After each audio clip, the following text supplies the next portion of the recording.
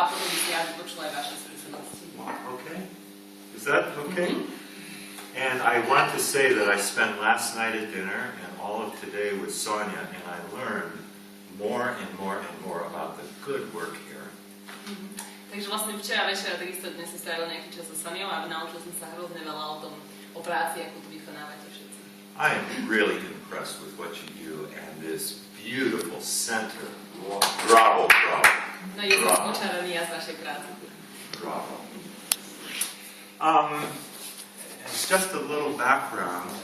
Sir, I must interrupt you. Please do. I forget to tell you something. Okay. This teenager lady, Yeah. she's, if boy is godfather, then lady is Godmother. godmother. She's godmother and good angel of this community center.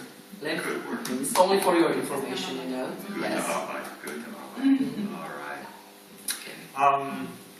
In Germany, we have a network that is similar to CKO called FOCO, Forum Community Organizing.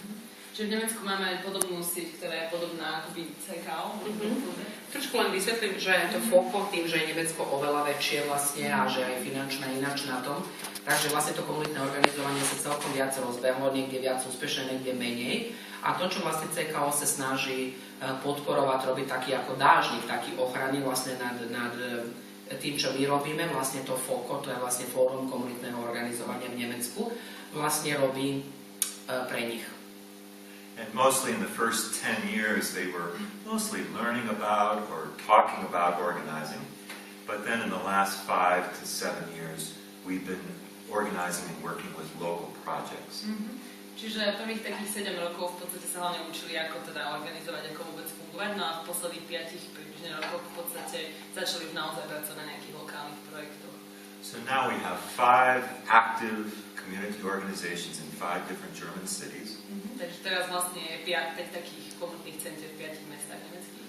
There are 4 more that are organizing, but they're not strongly connected to our network, but are organizing. A ďalšie 4, ktoré tiež niečo organizujú, ale nie sú spojené s touto sieťou tak úzko. And there's about 4 more that are very close to beginning some new work in 4 other cities. Yeah.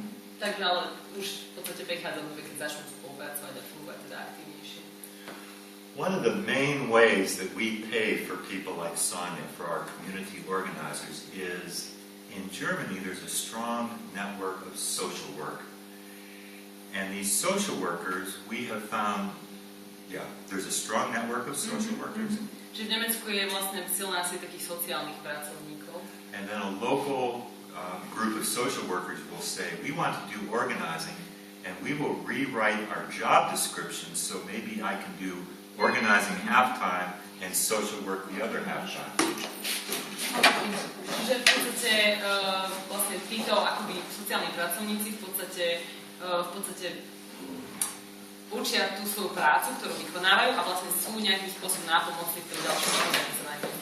Víte, vlastne sa dneska doplním takto, keď sme sa rozprávali, akým spôsobom vlastne oni financujú takýchto ľudí, ktorí sa potom na plný úväzok celé dní venujú podpory takýchto organizácií, organizovania a tak ďalej, čo sa vlastne aj robila písaniu projektov, všetko to, čo to vlastne obnáša, aby to organizovanie bolo úspešné, tak oni to riešia takým spôsobom, že vlastne tí sociálni pracovníci, ktorí sú zamestnancami mesta, alebo ako u nás ľudskí, alebo neviem, naprosto na rôznych úrovniach, oni majú predefinované vlastne svoje pracovné náplne, že časť svojho pracovného času majú zadefinovanú teda, že nie, poď k nám, že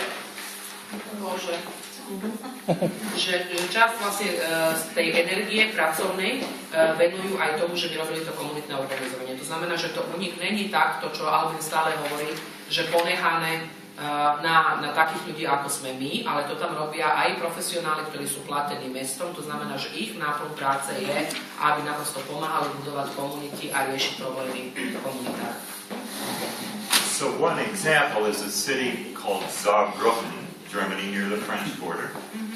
Čiže jedným príkladom je mesto Saarbrücken, blízko francúzskych hraníc. And it was a social work office with 5 staff, and when they learned about organizing, 3 of them said, we will each give about 20% of our time and do organizing. Je to vlastne 5 v podstate takých nejakých organizátorov, ktorí z nich povedali, že 20% svojho času venujú iba tomuto komunitnému organizovaniu. And when they started listening to citizens, the first theme was, this is an old footbridge that connects one half of the neighborhood with the other across railroad tracks. And they learned the city wanted to destroy this bridge. Čiže jedný z prvých tých projektov je vlastne taký ten most, ktorý spájal akoby dve tie susedstva, prechádzal po nás vlastne železničnú trať a celé mesto chcelo zničiť. So they did a 5-month campaign where they collected 3,000 signatures, a public meeting with politicians of 125 people, and what they won was this 1.1 million euro brand new bridge. Instead of destroying the old one, they now have a new one. Čiže oni v podstate akoby zorganizovali takú kampaň a vyzbierali 3000 podpisov, aby vlastne robili takýto nový most za vyše 1 milióna